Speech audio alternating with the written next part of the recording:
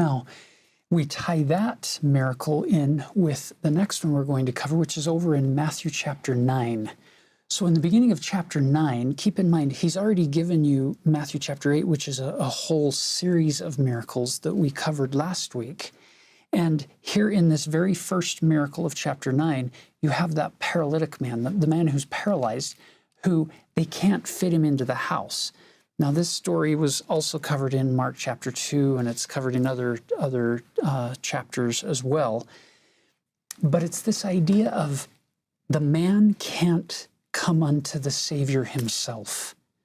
So it's in Mark's gospel where you find out that it's four friends who have to carry him, but they can't fit him into the house. So what did they do? They took him up on the roof, break through the roof, and lower the man down, thinking, wow, this was a lot of effort to bring this man who couldn't bring himself, but we brought him.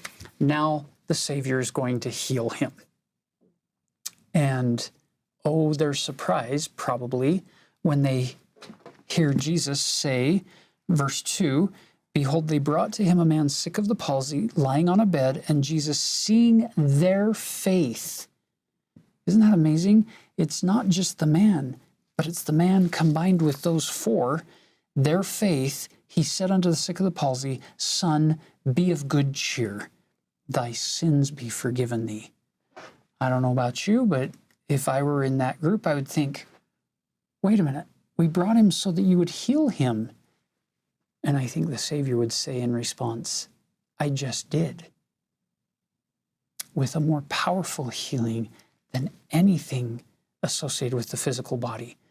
To forgive sins is the greatest miracle. That spiritual cleansing, that spiritual healing is impossible for anybody else to do but the Lord himself. And you'll notice, verse 3, behold, certain of the scribes said within themselves, this man blasphemeth.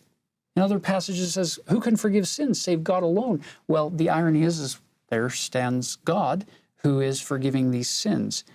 And then he sets up this interesting question. He says, which is easier, to say thy sins be forgiven, or rise, take up thy bed and walk?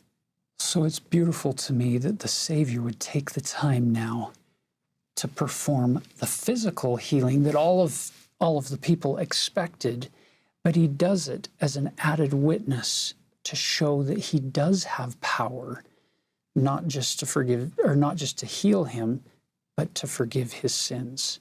He says, but that ye may know that the Son of Man hath power on earth to forgive sins, then saith he to the sick of the palsy, arise, take up thy bed, and go unto thine house. And he arose and departed to his house. But when the multitude saw it, they marveled and glorified God, which had given such power unto men. There's another miracle that just occurred. The people saw it and they recognized the power of God, and they give God the glory, which we learn in other scriptures is the whole emphasis for the Savior Jesus Christ to say, nevertheless, glory be to the Father,